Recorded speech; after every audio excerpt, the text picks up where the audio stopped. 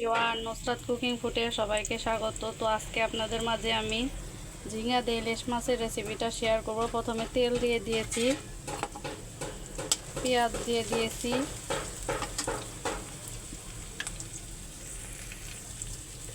কাঁচামরিচ দিয়ে দেব, দিয়ে দিচ্ছি রসুন বাটা, আদা বাটা, দিয়ে দিচ্ছি পানি, দিয়ে দিচ্ছি হলুদ গুঁড়া,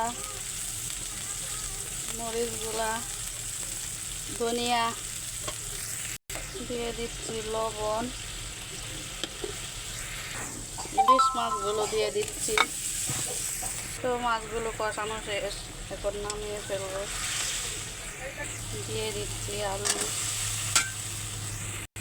দিয়ে দিচ্ছি ঝিঙ্গাগুলো কষানো হয়ে গেছে। দিয়ে দিচ্ছি পানি, দিয়ে দিচ্ছি মাছগুলো।